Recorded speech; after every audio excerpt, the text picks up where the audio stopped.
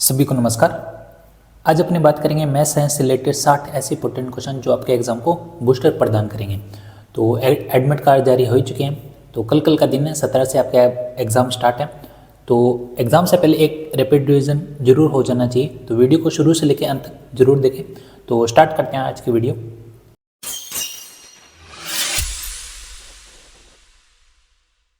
पहला क्वेश्चन है, pie chart दिया और इसमें बताया कि ABCDEF 6 भिन्न भिन्न वर्गों में किसी विद्यालय में कक्षा 10 के 300 विद्यार्थियों के प्रतिशतवार वितरण दिया गया है। दी गई तालिका ABCDE और F 6 भिन्न भिन्न वर्गों में कक्षा 10 के लड़कों की संख्या को दर्शाती है। यदि वर्ग E में लड़कों की संख्या और लड़कियों की संख्या का अनुपात 3:4 है, तो वर्ग E में लड़कों की संख्या और वर्ग C में लड़कियों की संख्या के बीच का अनुपात क्या होगा। और ये आपको टेबल दी हुई है, यहाँ पे नंबर ऑफ बॉयज़ यानी लड़कों की संख्या दी हुई है और ये पाई चार्ट दिया हुआ परसेंटेज में। तो देखो टोटल कितने हैं छात्र, 300। और अपने को बात करनी है लास्ट में E और C। तो E यहाँ पे है 14%, तो यहाँ पे अपने 300 का 14% निकाले तो कितना आएगा, 14 × 42 यानी कितना हो गया 42। यानी टोटल इसमें स्टूडेंट कितने 42। और यहाँ पे लड़का और लड़कियों का अनुपात दिया हुआ 3:4। तो यहाँ पे टोटल कितने हैं स्टूडेंट 42 और यहाँ पे अनुपात दिया हुआ 3:4, यानी टोटल कितने हो गए 7। 3 और 4 7, तो अपने हिसाब से कितने 42। तो इसको डिवाइड करेंगे 7 से, यानी कितना आ गया 6। ठीक है, तो इसका मतलब यहाँ पे लड़कों की संख्या कितनी होगी, 6 × 18 और 6 × 24। ये होगी लड़कियों की संख्या और ये लड़कों की संख्या। ये किसकी बात करें अपने E की। अब C की बात करें तो यहाँ पे C में आपको लड़कियों की संख्या बतानी है। तो C है आपके पास 19%, टोटल स्टूडेंट 300 का 19% निकालो तो 300 का 19 है 57। ये हो गया टोटल। और टोटल में C में आपके पास यहाँ पे देखो, यहाँ पे 34 दिया हुआ लड़कों की संख्या, तो 34 यहाँ से माइनस कर दो तो क्या आ जाएगी लड़कियों की संख्या। तो कितना आ जाएगा, ये आ जाएगा आपके पास 23। तो 23 यहाँ पे लड़कियों की संख्या ये निकालना था। C में लड़कियों की संख्या कितनी होगी 23 और E में लड़कों की संख्या कितनी यहाँ पे, तो कितनी है 18। तो 18 अनुपात क्या आ जाएगा 23। तो आंसर कौन सा होगा A। अगला क्वेश्चन है, दो अंकों की एक संख्या, इनके अंकों के योग 7 गुने के बराबर है। अंकों के स्थान आपस में बदलने पर प्राप्त संख्या मूल संख्या से 18 कम होती है। संख्या के अंकों का गुणनफल ज्ञात करो। तो यहाँ पे अगर ऐसा क्वेश्चन आ जाता है संख्या बदलने से रिलेटेड, तो आप क्या करो, ऑप्शन चेक करो। ऑप्शन से भी नहीं होता है तो अपने देखो यहाँ पे लिखा हुआ 7 गुना, 7 गुने के बराबर है, इसका मतलब 7 का गुणज है। तो अपने को ये पता है कि जो अंकों का योग है, अंकों का योग वो है 7 का गुणज, यही है, यानी 7 गुणे के बराबर, यानी 7 का पढ़ा तो 7 का पढ़ा यानी 7 दूनी 14, 7 × 21, 7 × 28। तो अपने एक बार देख लेते हैं।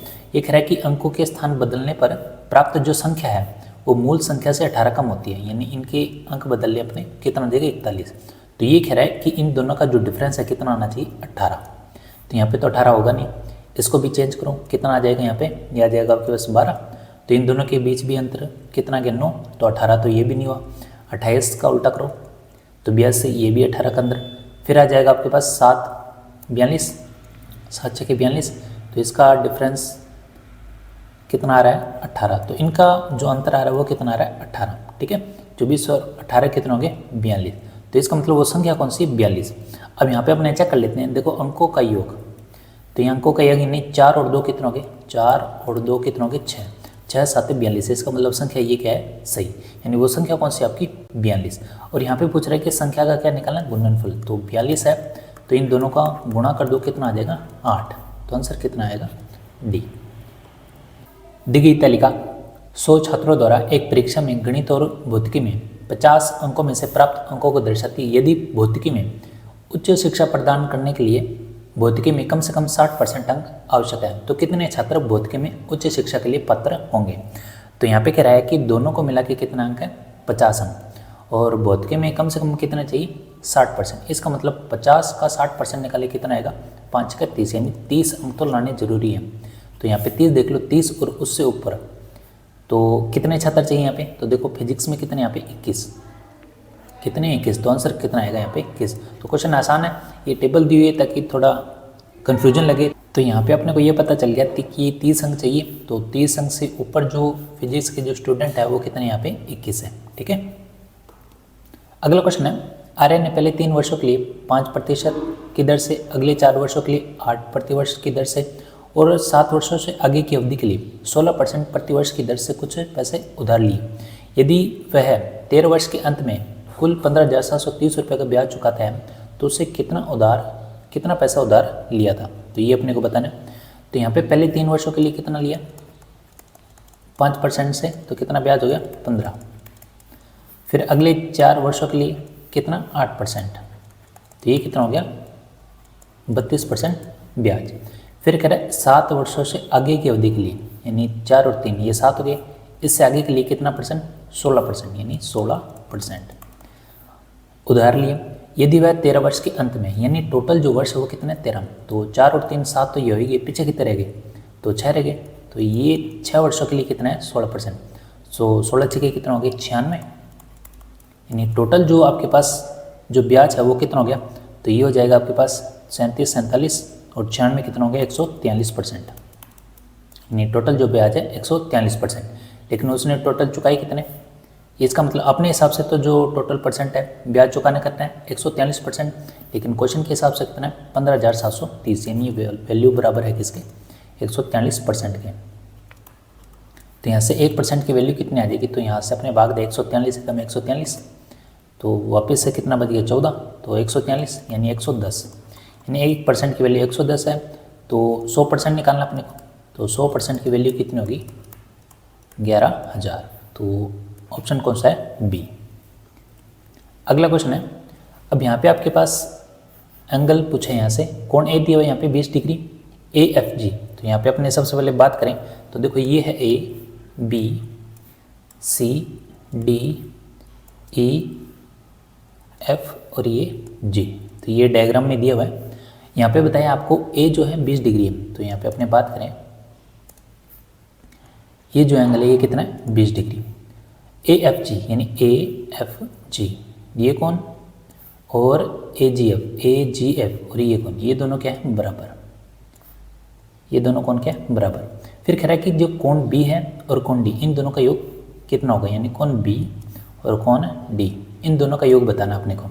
तो यहाँ से बात करें तो देखो AGF ये तो बन रहा है एक ट्रायंगल और त्रिभुज के तीनों कोणों को एक 180 होता है, उसमें से एक कोण आ गया कितना 20, तो पीछे कितना रह गया 160 और ये दोनों कोण बराबर है, तो इनको आधा आधा कर दो कितना आ जाएगा 80 और 80। तो यहाँ पे ये कोण है 80 और ये भी कोण 80। फिर उसके बाद ध्यान दो तो B D और F, तो त्रिभुज FBD यानी ये वाला जो त्रिभुज है इसकी बात करें, क्योंकि ये दोनों कोण तो बराबर है तो अपने को यही कोण पता करना है। तो ये कोण कैसे पता करोगे, एक ही रेखा पे बने कोणों का योग कितना होता है 180 डिग्री, तो 80 तो आ गया, तो यहाँ पे कितना रह गया 100, तो 100 ये रहेगा। और इस त्रिभुज की बात करें FBD तो 100 आ गया, पीछे कितना रह गया 80, तो 80 को 2 भागों में बांटो कितना आ जाएगा 40, तो ये आ जाएगा ये भी 40 और ये भी 40, दोनों का योग ही पूछा है तो कितना आएगा 80, तो आंसर कौन सा है ऑप्शन डी। अगला क्वेश्चन है, नीचे दिए गए आंकड़ों के बहुलक माध्यिका और माध्य का एलसीएम ज्ञात कीजिए। तो यहाँ पे एलसीएम अपने को ज्ञात करना है। तो सबसे पहले बहुलक का मतलब क्या होता है, जो संख्या बार बार आ रही हो, तो कौन सी संख्या ज़्यादा बार आ रही है, तो यहाँ पे आपको दिख रहा होगा 4, तो बहुलक तो आ गया 4। माध्यिका मतलब बीच का जो मान है मिन, तो वहाँ पे अपने बात करें तो यहाँ पे तो माध्यिका ज्ञात करने के लिए अपने को क्या करना है, आरोही क्रम में रखना है। तो सबसे पहले बढ़ते क्रम में यानी 2 हटाओ, फिर 3 के बाद आपके पास 4 ये भी हट जाएंगे।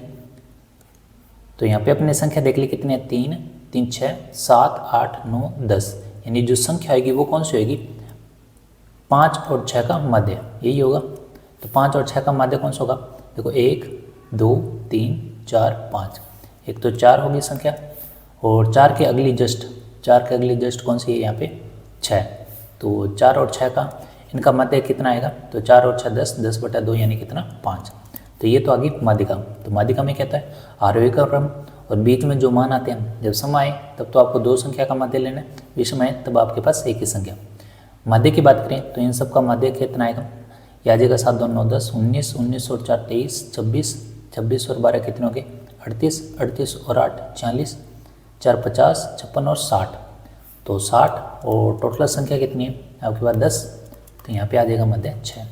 तो ये आ गया आपके पास बहुलक 4 माध्यिका 5 मध्य 6। तो इनका एलसीएम निकालेंगे, तो एलसीएम जो तीनों से भाग चला जाए ऐसी संख्या, तो 30 4 से भाग नहीं जाता, 20 6 से भाग नहीं जाता, 12 का 5 से भाग नहीं जाता, 60 का तीनों में भाग जाएगा, तो कौन सी संख्या? डी। ABCD एक समांतर चतुर्भुज है जहां AC और BD विकर्ण है। यदि कोण BAD 60 डिग्री है तो कोण ADB 90 डिग्री है, तो BD स्क्वायर किसके बराबर है? तो यहाँ पे आपने को बताना है BD स्क्वायर किसके बराबर है। तो ये अपने मान लेते हैं ABCD, और यहाँ पे दिया हुआ है कोण BAD यानी ये कोण कितना है? 60 डिग्री, और ADB कितना दिया है? ADB यानी ये कोण है आपके पास 90 डिग्री। ठीक है, तो BD स्क्वायर बताना अपने को, इसका मान बताना है। तो देखो ऐसे अगर क्वेश्चन आ जाए तो अपने ट्रिग्नोमेट्री लगाएं तो वहाँ से क्वेश्चन ये जल्दी आसान हो जाएगा। कैसे? अपने को पता है कि अपने साइन 60 निकाले, साइन 60 निकाले, 90 डिग्री है, तो यहाँ से आपके पास साइन थीटा मतलब लंब बटा कर्ण, तो यहाँ पे लंब कितना आ जाएगा आपके पास? लंब है आपके पास BD।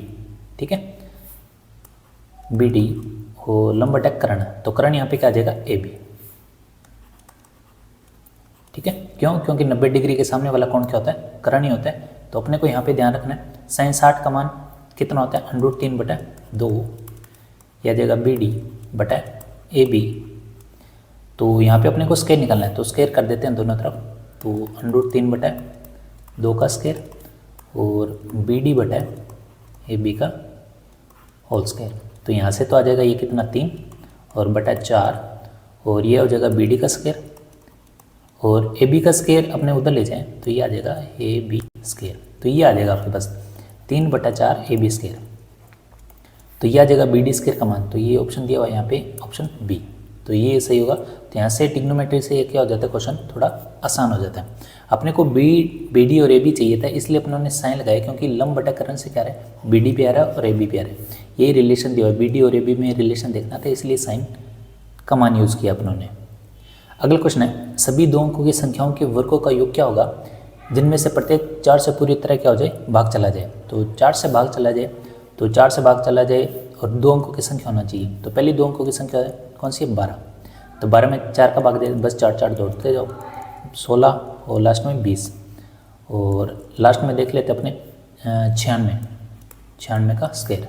इनके वर्गों का योग, यानी इनके वर्गों का योग, क्योंकि लास्ट में 100 आ जाएगा, 100 के बाद आपके पास 102 आ जाएगा, तो वहाँ पे अपने पास 4 का भाग नहीं देना। क्यों? क्योंकि वो 3 अंकों की संख्या हो जाएगी।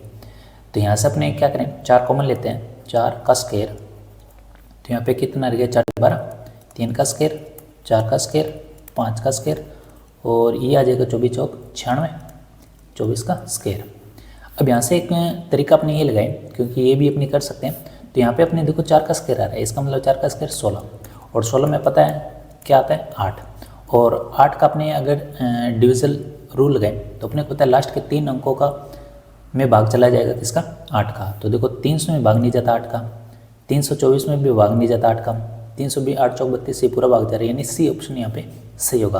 तो ऐसे भी आप चेक कर सकते हो। तो यहाँ पे अपने को विभाजकता का नियम लगाएं तो 8 में क्या होता है? लास्ट के 3 अंकों का में भाग चला जाएगा किसका? 8 का। ठीक है, तो यहाँ पे आंसर कौन सा होगा? C। अगला क्वेश्चन है, यहाँ पे पावर दी हुई है और यहाँ पे क्वेश्चन मार्क का अपने को क्या बताना है? मान बताना है। तो 6 की पावर 1.2 इंटू में 36, ये है क्वेश्चन मार्क, इसका मान निकालना अपने को। तो यहाँ पे बात करें 1.2 इंटू, तो यहाँ पे अपने 6 की पावर में लिख लेते हैं 6 का स्क्वायर, 6 का स्क्वायर यानी 2 क्वेश्चन मार्क, यही है। फिर आपके पास कितना है? 30, तो ये आ जाएगा 30 की पावर 2.4, और यहाँ पे आपके पास 25 1.3, और ये है 30 की पावर 5। तो 30 वाले तो अपने उधर ले जाते हैं, तो यहाँ पे 6 1.2 इंटू 6 2, यहाँ पे x मान लेते हैं इसको, क्वेश्चन मार्क को एक बार, और ये आ जाएगा आपके पास 25 1.3। तो देखो 30 बटे में जाएगा, तो 2.4 है जो ऊपर जाके क्या हो जाएगा? माइनस में।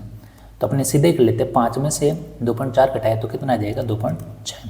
ठीक है, तो यहाँ पे अपने पास फिर वही बात 6 2x, और यहाँ पे 25 है, तो और 30 के पावर में भी 5 आता है, तो अपने डायरेक्ट उधर ही ले जाते हैं बराबर, तो इसको डिवाइड कर लेते हैं, ये आ जाएगा 6 5 30, तो इसकी पावर भी अलग अलग हो जाएगी 2.6, और इंटू 5 की पावर 2.6। तो यहाँ पे ये 25 है, 25 यानी 5 का स्केयर, स्केयर 2 आ जाएगा तो 13 दूना कितना हो जाएगा 26, यानी यहाँ पे आ जाएगा आपके पास 5 की पावर 2.6। तो ये तो इससे कट जाएगा तो यहाँ पे 2.6 रह जाएगा। तो इसका मतलब ये है कि आपके पास 6, तो ये पावर में है, गुणा में है, तो ऊपर पावर क्या हो जाती है 8, बेस माना तो पावर क्या हो जाती है 8, यानी 1.2 + 2x, और ये आ जाएगा 6 की पावर 2.6। ठीक है, अब यहाँ पे भी बेस मान है, अगर इक्वल आ जाए बेस मान है तो ये दोनों भी क्या हो जाते हैं बराबर। तो इसका मतलब 1.2 + 2x 2.6, तो 2x, तो 2.6 में से 1.2 घटाओगे कितना आ जाएगा 1.4। तो यहाँ से x का मान क्या आ जाएगा, तो 14 में 2 का भाग दोगे कितना आएगा 7, यानी 0.7। तो x यहाँ पे क्या माना था क्वेश्चन मार्क, तो आंसर कितना आएगा C। अगला क्वेश्चन है, और यहाँ पे बताना है कि आपको मूलों की प्रकृति क्या है। तो मूलों की प्रकृति के लिए अपने पास फॉर्मूला क्या है, D = कितना होता है b² - 4ac। तो b² का मान यहाँ पे कितना है 6, तो 6 का स्क्वायर माइनस 4, a का मान कितना है √3, और c का मान कितना है यहाँ पे -√3। तो यहाँ पे अपने पास माइनस क्या हो जाएगा +4, और √3 3, तो 4 × 12, तो ये आ जाएगा आपके पास कितना 48। तो ये मूल तो क्या है आपके पास वास्तविक मतलब पॉजिटिव आ रहा है, इसका मतलब क्या है वास्तविक है। तो वास्तविक वाला तो होगा ही होगा, तो जो वास्तविक वाला नहीं है वो हटा देते अपने, तो मूल वास्तविक नहीं है तो ये तो होगा नहीं, वास्तविक और ये। ठीक है, तो सबसे पहले देखो पॉजिटिव है तो मान अलग अलग होंगे, तो बिल्कुल पहला ऑप्शन सही है। देखो 2 से अधिक मान होंगे नहीं, क्योंकि यहाँ पे x² है, तो ध्यान रखना x² है तो मूल 2 आएंगे, x3 है तो मूल कितने आएंगे 3, तो ये जरूर ध्यान रखना, ये तो होगा नहीं। मूल वास्तविक और समान है, समान बिल्कुल नहीं होंगे, क्योंकि यहाँ पे x की पावर 2 आ रही है तो अलग अलग ही आएंगे। ठीक है, अगला है, यदि p² + qx + r = 0 की मूल अल्फा बीटा है तो α² + β² का मान क्या होगा। तो ये अपने को बताना है। तो सबसे पहले तो ध्यान रखने अल्फा और बीटा में संबंध क्या होता है। देखो अल्फा + बीटा, अगर इनके मूलों को जोड़ दें तो अपने पास फॉर्मूला बनता है -b/a। तो -b यानी q और a यानी यहाँ पे क्या है p, और इन दोनों का गुना कर दे तो क्या होता है c/a। c का मान कितना है r, और a का मान कितना है यहाँ पे p। ठीक है, ये इसलिए लिया क्योंकि ये एक तरह का फॉर्मूला का काम करता है। इसका मान कितना होता है अल्फा + बीटा का होल स्क्वायर -2 α बीटा। तो अल्फा बीटा का मान क्या है यहाँ पे -q/p, इसका होल स्क्वायर -2 अल्फा बीटा यानी r/p। तो यहाँ पे आपके पास क्या आ जाएगा q²/p² -2r/p। तो यहाँ से एलसीएम क्या आएगा, यहाँ से एलसीएम आएगा आपके पास p², तो p² आएगा तो यहाँ पे आ जाएगा q², तो p² में p का दे p रह जाएगा, तो यहाँ पे आ जाएगा आपका 2pr। ठीक है, तो यहाँ पे कोई ऑप्शन है तो q² माइनस है 2pr और बटा में p², तो ऑप्शन ए सही है। अगला क्वेश्चन है, केंद्र O वाले 2 केंद्रीय वृत्त कौन से थे जिनका केंद्र एक ही हो, और इनकी त्रिज्या दी गई 29 सेंटीमीटर। तो ये 29 सेंटीमीटर वाला आपके पास है, उसके बाद 21 सेंटीमीटर यानी छोटा यानी ये वाला, तो इनका केंद्र का आपके पास ये। ठीक है, और कह रहा है बड़ी वृत्त की जीवा AB, तो ये है आपके पास AB, ये है AB, ये है जीवा बड़े वृत्त की। उसके बाद कह रहा है कि बिंदु C पर छोटे वृत्त की स्पर्श रेखा है, यानी जो आपके पास ये छोटा वृत्त है ये है बिंदु C, यहाँ पे क्या है ये स्पर्श कर रहा है। उसके बाद लिखा है और AD बड़े वृत्त का व्यास है, AD यहाँ पे क्या है बड़े वृत्त का व्यास, तो A और D ये है बड़े वृत्त का व्यास। ठीक है, और कह रहा है कि आपको CD की लंबाई बतानी है, क्या बतानी है CD की लंबाई। तो अपने यहाँ पे मिला लेते हैं इनको, तो ये मिल गया यहाँ पे, और आपको बताना है CD यानी ये लंबाई। ठीक है, तो यहाँ से एक चीज़ ध्यान देनी है अपने को। सबसे पहले तो बात करें यहाँ पे त्रिज्या की, तो ये बिंदु मान लेते अपने O, तो AO तक यहाँ पे कितनी है लंबाई 29। ठीक है, त्रिज्या यहाँ पे बड़े वृत्त की, और छोटा वृत्त की है ये त्रिज्या हो जाएगी, तो छोटे वृत्त की त्रिज्या कितनी यहाँ पे 21। ठीक है, तो यहाँ पे 888 लग रहा है, देखो 29 21 और ये कितना आ जाएगा 20। तो 888 जरूर ध्यान रखना, नहीं ध्यान रखो तो पाइथागोरस पर में है ही, तो वहाँ से आपके पास क्या आ जाएगा आधार। ठीक है, तो ये 90 और ये कौन भी क्या होगा 90। तो देखो एक रिलेशन होता है इनमें, इनकी भुजाओं में। अगर आपके पास त्रिभुज ऐसा है और इसमें ये दोनों भुजाएं क्या बराबर है और दोनों में 90 डिग्री का कोण बन रहे हैं, तो इन दोनों भुजाओं में रेशो कितना है 1:2 का, यानी ये 21 है तो ये कितनी होगी 42। तो ये जरूर ध्यान रखना, ये कितना है 42। ठीक है, तो यहाँ से अपने को निकालना है सी डी का मान, तो ये मान निकालना अपने को सी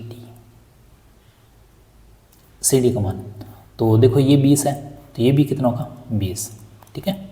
उसके बाद यहाँ देखें ये 20 है, ये 42 है, तो ये निकाल ही सकते हो करंट। तो यहाँ पे पाइथागोरस लग जाएगा आपके पास, तो ये आ जाएगा 42 का स्क्वायर और ये 20 का स्क्वायर। तो बाहर यहाँ से निकाल सकते अपने 4, तो यहाँ से आ जाएगा 2, तो यहाँ पे पाइथागोरस लगा लो 42 का स्क्वायर प्लस 20 का स्क्वायर। तो यहाँ से अपने 2 का स्क्वायर बाहर निकाल लें, ठीक है। 21 दूनी 42 और यहाँ पे 10 दूनी 20 होता है, तो 2 यहाँ से बाहर आ जाएगा, तो अंदर रह जाएगा 21 का स्क्वायर। 21 का स्क्वायर यानी 441 और 10 का स्क्वायर यानी 100, ठीक है। तो यहाँ से आ जाएगा आपके पास 2, तो इनको ऐड करें कितना आ जाएगा 541, ठीक है। अब 2 है, अब 541 किसका होता है अपने को पता है, 23 का स्क्वायर कितना होता है 529 होता है, तो लगभग 23 के बराबर आ जाएगा। 23 दूनी कितना 46, तो यहाँ पे 46 थोड़ा सा और लगभग निकालोगे तो ये आ जाएगा 23 पॉइंट, ये आ जाएगा 25, तो 25 दूनी 50, नहीं जो ऑप्शन होगा ऑप्शन बी। तो यहाँ पे पूछ रहा है 1 दशमलव तक, तो अब यहाँ पे 1 दशमलव तक निकालें तो आपके पास 5 आएगा, तो यहाँ से ये अपने निकाल सकते हैं, ठीक है। तो अच्छा क्वेश्चन है ये, तो ऐसे क्वेश्चन भी अपने को देखने को मिल सकते हैं। अगला क्वेश्चन है के के किस मान के लिए द्विघात समीकरण k + 4 x square plus k + 1 into x plus 1 के मूल समान है। तो यहाँ पे मूल समान है, तो ध्यान रखना मूल तभी समान होंगे जब d का मान कितना होगा 0, और d क्या होता है यहाँ पे b स्क्वायर माइनस 4ac और इक्वल 0। तो b स्क्वायर का मान यानी ये b है, ये a है और ये क्या है c, तो b यानी k + 1 इसका स्क्वायर माइनस 4, a का मान कितना है k + 4 और c का मान 1, तो 1 गुणा करो ना करो एक ही बात है, तो 0। तो यहाँ से अपने करें a square plus b square plus 2ab यानी 2k, फिर 4 से गुणा करो 4k प्लस माइनस 4 चौक 16 इक्वल 0। तो यहाँ से कितना आ जाएगा, ये आ जाएगा k स्क्वायर माइनस 2k और इसको ऐड कर दे तो ये आ जाएगा -15, ठीक है। तो ये उसके बाद अपने को ध्यान रखना है यहाँ से मूल निकालने हैं, तो मूल निकालने का तरीका क्या होता है, यहाँ से क्या करो आप फैक्टर निकालो 5 × 15, 5 × 15। अब यहाँ पे अपने को -2 लेके आना, -2 कैसे लेके आओगे, तो -5 में से +3 अपने कर दें तो कितना आ जाएगा -2, वैसे इसके अपोजिट कर दो, तो अपोजिट यहाँ पे 5 -3, तो ये मूल होंगे आपके पास 5 और -3, यानी ऑप्शन ए, ठीक है। ये तो शॉर्टकट मेथड है, बाकी आप जो तरीका लगाते हो जैसे करते हो कि कॉमन लेते हो फिर आप उसके बाद 0 के बराबर रखते हो, ऐसे भी मूल निकाल सकते हो। तो यहाँ पे ऑप्शन कौन सा होगा, ए सही होगा। अगला क्वेश्चन है the number of solution of 3 की power x + y equal 243 and 243 की पावर x - y इक्वल 3। तो यहाँ पे अपने को बताना है कि इसके कितने हल है, नंबर ऑफ सोल्यूशन कितने हल है। तो यहाँ पे अपने बात करें, एक तो दिया 3 की पावर x + y इक्वल 243, तो इसको क्या लिख सकते हैं अपने, इसको लिख सकते हैं 3 की पावर 5। तो यहाँ से x + y कितना आ जाएगा आपके पास 5। उसके बाद लिखा हुआ 243, तो यहाँ पे भी चेंज कर देते अपने, 3 की पावर 5 हो जाएगी और गुना में x - y है ही, और यहाँ पे है 3, तो यहाँ से आ जाएगा ये 3 की पावर 1 है, तो यहाँ से आ जाएगा 5x - 5y इक्वल 1। तो आपके पास 2 इक्वेशन बन गई। तो यहाँ से इक्वेशन बन गई, तो यहाँ पे हल निकालने, हल कैसे निकालते हैं कि a1/a2 b1/b2। तो यहाँ पे कंपेयर कर लो, a1/a2 यानी 1/5 और y के लिए b1 यानी 1 और इसके गुना में कितना है -5। तो बताओ ये दोनों बराबर है कि नहीं है, बिल्कुल बराबर नहीं है। तो जब ये माना जाए तो इसका सोल्यूशन क्या होता है, यूनिक, इसको क्या बोलते हैं यूनिक सॉल्यूशन, यानी इसका जो हल होगा वो कितना होगा, एक ही होगा। तो ऑप्शन कौन सा होगा, बी। अगला है एक परीक्षा में 35% छात्र एक विषय में अनुत्तीर्ण हुए और 42 दूसरे विषय में अनुत्तीर्ण हुए। इनमें से 30% दोनों विषय में अनुत्तीर्ण हुए। यदि विद्यार्थियों की कुल संख्या 2500 है तो केवल एक विषय में कितने विद्यार्थी अनुत्तीर्ण हुए। तो यहाँ से अपने ये जो क्वेश्चन है ये वेन आरेख से संबंधित है। तो यहाँ पे अपने बात करें तो यहाँ पे बात करें कि एक विषय में 35% यानी इसको मान लेते हैं 35% यहाँ पे अनुत्तीर्ण हुए और यहाँ दूसरे में कितने 42, तो ये है 42%, ठीक है। तो यहाँ से देखो और दोनों में कितना है 30%, ये है कॉमन फैक्टर यानी दोनों में 30%। तो देखो 35 मनाना ये 30 है तो ये कितना होगा 5, इसको 42 मनाना है तो ये कितना हो गया 12%, ठीक है। तो ऐसे अब इनका टोटल करो, तो टोटल करोगे तो यहाँ पे कितना आ जाएगा 12, ये 42 और 5 कितना हो जाएगा 47। अगर आपसे टोटल पूछे तब तो कितना करना आपको 47%। अगर आपको ओनली 1 पूछे ओनली वन यानी इसका और इसका पूछे तो 5 और 12 कितना हो गया आपके पास 17% निकालो। अगर आपसे पूछे पास का पूछे, सिर्फ पास का पूछे, देखो यहाँ पे अनुत्तीर्ण यानी फेल है, तो यहाँ पे आपके पास देखो टोटल कितना है पास 47, ठीक है, ये अनुत्तीर्ण है तो पास यहाँ पे कितना है, तो 100 में से माइनस कर दो कितना आ जाएगा 53%, ठीक है। अगर दोनों का पूछे बोथ तब कितना निकालोगे आप 30%। तो यहाँ से इतने क्वेश्चन बन जाते हैं। लेकिन आपसे पूछा केवल एक विषय में कितने विद्यार्थी अनुत्तीर्ण हुए, तो यहाँ पे आप क्या निकालोगे 17%, ठीक है। तो यहाँ पे 2500 टोटल किसको शो कर रहा है 100% को, लेकिन आपको निकालना है 17%। तो यहाँ पे 2 0 कट के, तो यहाँ से गुणा कर लो 5 2 4 425, ऑप्शन बी। अगला है संख्या 8 9 11 15 17 21 और n को आरोही क्रम में व्यवस्थित किया जाए, इन संख्याओं का मध्य संख्याओं की माध्यिका के बराबर है। तो n का मान यहाँ पे निकालना अपने को। तो यहाँ पे सबसे पहले अपने को पता होना चाहिए माध्यिका, क्योंकि माध्य जो है माध्यिका के बराबर है। तो माध्यिका कैसे निकालेंगे आरोही क्रम में, और वहाँ से अपने को ये संख्या देख लो कितनी 3 3 6 7, तो स्टार्टिंग के 3 छोड़ दो और लास्ट के 3 छोड़ दो, बीच में जो रह जाएगा वो आपका आंसर हो गया यानी 15, ठीक है। तो ये 15 माध्यिका है और किसके बराबर है माध्य, यानी यही मान है किसका माध्य का, ठीक है। अब माध्य आ गया, माध्य का मतलब क्या होता है जितनी संख्या है, माध्य आ गया कितनी संख्या 7, तो इनका टोटल क्या होगा 7 संख्याओं का, तो माध्य 15 है तो 7 संख्याओं का टोटल होगा 7 × 15 15 7 105। तो यहाँ पे n का मान निकालना है, तो इन सबको टोटल कर दो, एक n का मान आ जाएगा। तो यहाँ पे 8 9 17 और 11 कितना हो गया आपका 28 28 और 15 43 43 17, यह आ जाएगा आपका 60 60 और 21 कितना हो गया 81। तो 81 यहाँ पे माइनस कर दो, पीछे कितना रह गया 24। तो ये जो 24 है वो n का मान है, तो यहाँ पे n का मान कितना है 24। अगला है एक वर्गाकार मैदान का क्षेत्रफल 7200 मीटर स्क्वायर है, 4 किलोमीटर पर हावर की नियत चाल से चल रही एक साइकिल द्वारा इस मैदान को विकर्ण पार करने में कितना समय लगेगा। देख रहा है एक वर्ग है, ये वर्ग और ये ऐसे विकर्ण, ये है विकर्ण, तो ऐसे पार कर रहा है, और इस वर्गाकार मैदान का क्षेत्रफल अपने को दिया हुआ कितना 7200 मीटर स्क्वायर, और टाइम बताना अपने को। तो यहाँ पे अपने को पता है कि ये भुजा ए, ये भुजा ए, तो ये अपने निकाल सकते हैं विकर्ण, क्यों पाइथागोरस लगा दो यहाँ पे, तो कितना आ जाएगा ए स्क्वायर प्लस ए स्क्वायर और ये कर्ण का स्क्वायर यानी डी, इसको मान लेते हैं डी का स्क्वायर, ठीक है। तो यहाँ से ये कितना हो गया 2a स्क्वायर डी स्क्वायर, तो यहाँ से ए स्क्वायर बराबर आ जाएगा डी स्क्वायर बटा 2। बाकी ये फॉर्मूला भी था भुजा स्क्वायर इक्वल क्या होता है विकर्ण का स्क्वायर बटा 2। तो यहाँ पे भुजा स्क्वायर, तो ये किसको शो कर रहा है क्षेत्रफल को, और क्षेत्रफल कितना दिया 7200, और ये डी स्क्वायर बटा 2 को उधर ले जाओ कितना हो जाएगा 144, ये डी का स्क्वायर, तो स्क्वायर हटा देते हैं, इस पर क्या आ जाएगा वर्गमूल, तो ये किसका हो गया 120 का, यह आ जाएगा डी का मान। ये क्या आ गई दूरी कितना 120 मीटर, 120 मीटर। लेकिन अपने को बताना है कितना टाइम लगा, तो कितना समय लगा, तो समय बराबर क्या होता है, समय बराबर होता है दूरी बटा चाल, दूरी बटा चाल।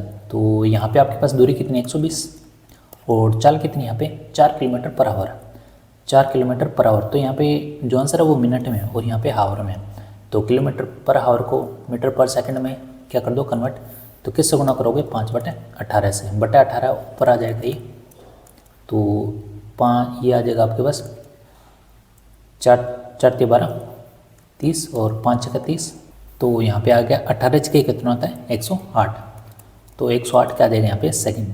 लेकिन यहाँ पे मिनट में बताना है तो 60 से क्या कर दो भाग कर दो, तो 60 से भाग करोगे तो कितना आ जाएगा यहाँ पे, तो 60 से भाग देंगे तो कितना आ जाएगा ये, तो ये आ जाएगा आपके पास 9 पे जाएगा और ये जाएगा 5 पे, तो 9/5, तो आंसर आ जाएगा आपके पास ऑप्शन डी। अगला ऑप्शन है एक रोड रोलर की त्रिज्या 7 मीटर है और इसकी लंबाई है 14 मीटर, यह एक मैदान को समतल करने के लिए 100 गुणन करता है, तो मैदान का क्षेत्रफल अपने को बताना है। तो कोई भी रोड रोलर है, जैसे रोड रोलर है, खट्टा मीठा मूवी देखी होगी, उसमें रोड रोलर है तो वो चलता है, तो उसमें अपने को ध्यान देना है। तो ये जो भाग है ये वाला भाग, ये वाला भाग ये किसको शो करता है, तो आप होगे वक्र पृष्ठ को, ठीक है। और ये कितने गुणन कर रहा है, तो आप होगे 100, ठीक है। अब यहाँ से क्वेश्चन आ गया, वक्र पृष्ठ का फॉर्मूला कहता है 2πr/h और इंटू क्या करना है आपको 100, ये तो करना है। तो 2 × 22/7, आर का मान कितना है यहाँ पे 7 और ऊंचाई कितनी है 14, तो 7 से 7 कट गया, 22 दूनी 44, 44 × 14 करोगे तो 4 चौक 16, तो आपके पास देखो 4 चौक 16 इकाई अंक देख लो बस, तो यहाँ पे कितना आ रहा है 6, ये रहा, तो बी ऑप्शन। अगला क्वेश्चन है, एक निश्चित धनराशि 4 वर्षों में 54,000 हो जाती है और 7 वर्षों में कितना हो जाती है 59,582। तो यहाँ पे अपने एक चीज़ ध्यान दें, 4 वर्षों में कितने हो रही है 54,000, ये कितने 4 वर्षों में, फिर 7 वर्षों में हो जाती है ये 59,582। तो ध्यान रखना चक्रवृद्धि ब्याज में क्या होता है, आगे का अगर जो 3 साल का जो चेंज आ रहा है तो 3 साल से पहले का जो मूल्य होता है वो किसको शो करता है, प्रिंसिपल को यानी मूलधन को। तो इसके लिए जो मूलधन है 59,582 कौन होगा 54,000, तो 54,000 से कितना हो रहा है 59,582 और ये फ़र्क कितना है 3 सालों का, तो यहाँ पे करोगे 1/3, ठीक है। 4 साल आते तो 1/4 करते, 5 आते तो 1/5 करते, तो यहाँ से अपने कैंसिल कर ले, तो ये कितने पे जाएगा 27 पे और ये आ जाएगा आपके पास 29,791। तो 27,000 और ये किसका होता है क्यूब, ये किसका घनमूल होएगा, तो ये होएगा 30 का, तो 30 का और ये किसका होएगा 31 का, ठीक है। यानी कितने का चेंज आ रहा है यहाँ पे 1 का चेंज आ रहा है, यानी 30 से कितना हो गया 31, यानी 1 का चेंज आ रहा है किस पे आ रहा है 30 पे। तो यहाँ पे अपने को क्या निकालना है ब्याज निकालना है, तो ये आ जाएगा आपके पास × 100, तो ये कितना हो जाएगा आपके पास कैलकुलेट करें तो ये देगा 3 से 1/3%, ठीक है। तो इन क्वेश्चनों को करने का यही तरीका है, तो यहाँ पे ऑप्शन कौन सा होगा सी सी होगा। अगला क्वेश्चन है, प्रेम ने रिया को 20% लाभ पर एक वस्तु बेच दी, प्रेम है और ये रिया, तो यहाँ पे मान लो प्रेम के पास 100 रुपये है और कितने में बेच दी 120 रुपये में, ठीक है। तो रिया ने उस वस्तु को वापस प्रेम को 20% हानि यानी 20% हानि पर वापस किसको बेच दिया प्रेम को, यानी 20% निकालें 120 का 20% कितना होता है 24, तो यानी कितने में 96 में बेच दी, 120 में से 24 घटाओ कितने 96 में। तो कह रहा है इस पूरे लेन देन में यानी प्रेम को क्या हुआ, ठीक है, यहाँ पे ऑप्शन नहीं प्रेम का दिया हुआ है, प्रेम को प्रॉफिट हुआ कि लॉस हुआ। अभी एक चीज़ ध्यान दो, देखो कॉमन सेंस लगाओ यहाँ पे कि प्रेम ने कितने में 20% लाभ में वस्तु बेच दी, यानी प्रेम के पास रुपये कितने आएंगे, अगर आप किसी को पैसे प्रॉपर्टी बेच रहे हो इसका मतलब आपके पास पैसे आएंगे, और यहाँ पे प्रेम के पास कितने आ गए 120 रुपये आ गए, ठीक है। 100 रुपये थे कितने आ गए 120 रुपये आ गए। फिर उसने क्या किया कि वापस वो प्रॉपर्टी लेनी चाहिए, ठीक है। इसने क्या किया कि फिर रिया को कितने दी थी 96 रुपये, रिया को कितने दी थी 96 रुपये, क्योंकि रिया ने क्या किया 20% लॉस पर प्रॉपर्टी बेच दी कि 96 रुपये ले और मेरे को प्रॉपर्टी दे दे। तो इसका मतलब ये है कि यहाँ पे प्रेम ने कितना प्रॉफिट कमाया, तो प्रेम ने यहाँ पे कितना प्रॉफिट कमाया 120 रुपये आ गए, उसमें से 96 में फिर से प्रॉपर्टी के लिए 100 रुपये भी आ गए, तो यहाँ से उसने जो प्रॉफिट हुआ कितना का हुआ 24 का। तो ध्यान रखना जो रिया का यहाँ पे लॉस है वो प्रेम का यहाँ पे प्रॉफिट है, ठीक है। एक एक्सेसिव मेथड लगता है वो तब लगता है जब तीसरा बंदा और आता है, ठीक है। यहाँ पे आपके पास 2 ही लोग हैं, तो यहाँ पे आपके पास ध्यान रखना है जो रिया का जो लॉस है वो प्रेम का प्रॉफिट है। तो इसका मतलब प्रेम को जो प्रॉफिट हो रहा है वो कितने का हो रहा है 24, पहले 100 रुपये थे अब कितना का प्रॉफिट हो रहा है 24 का, इसका मतलब कितना है 24%, यानी ऑप्शन सी, ठीक है। अगला क्वेश्चन है, एक दूध वाला दूध के लिए 48 पर लीटर का भुगतान करता है, वह दूध में पानी मिलाता है और मिश्रण को कितना कर देता है 66 लीटर पर बेच देता है, जिससे वह 60% क्या कमाता है लाभ कमाता है। तो ग्राहक को मिलने वाले पानी में दूध का अनुपात कितना होगा, तो 60% लाभ का मतलब कितना होगा, इसका फ्रैक्शन निकालो, यानी 3/5, यानी कोई चीज़ पहले 5 में थी अब प्रॉफिट हो रहा है 3 का, यानी कितना हो गया 5 और 3 8, यानी वो वस्तु 8 में बेच रहा आप, यही है। तो यहाँ पे अपने ध्यान दें 48 लीटर था, पानी मिलाया कितना कर दिया 60, यानी कितना मिलाया तब जाके कितना प्रॉफिट हुआ 8/5, ये लैंग्वेज है। अगर ये लैंग्वेज समझ ली तो ये क्वेश्चन क्या हो जाता है बिल्कुल आसान हो जाता है, ठीक है।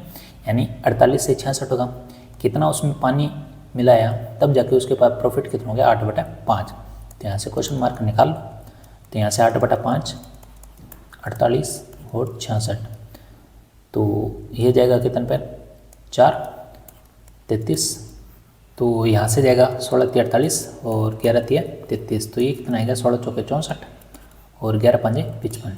तो यहाँ से देखो लैंग्वेज क्या है कि जो आपके पास 55 तो यहाँ पे क्या है मिल्क है, 55 तो क्या है मिल्क है, और उसमें पानी मिला दिया, तब जाके आपके पास मिक्सचर कितना हो गया 64। 55 मिल्क है, मिक्सचर मिला दिया यानी पानी मिला दिया, तब आपके पास मिश्रण कितना हो गया 64। तो यहाँ से मिल्क और वाटर इनका रेशो बताना अपने को। तो यहाँ पे ग्राहक को मिलने वाले पानी में दूध का अनुपात, पानी में यानी पहले वाटर आएगा फिर आएगा मिल्क, ये रेशो जरूर चेक कर लेना, पहले वाटर आएगा फिर मिल्क आएगा। तो यहाँ पे मिल्क कितना है टोटल 55, और कितना पानी मिला है यहाँ पे, तो आप देखोगे यहाँ पे पानी मिला है कितना 9 लीटर, तो यहाँ आएगा 9:55, ऑप्शन डी। ठीक है, तो क्वेश्चन देखने में थोड़ा लग रहा होगा कि, लेकिन आपको अगर ये लैंग्वेज पता है तो इस हिसाब से आप क्वेश्चन को बिल्कुल आसान बना सकते हो। ठीक है, अगला क्वेश्चन है, आदित्य ने वस्तु x को 23% के लाभ पर और वस्तु y को 13% की हानि पर बेचा और पूरे सौदे में 180 रुपये का क्या हुआ लाभ कमाया।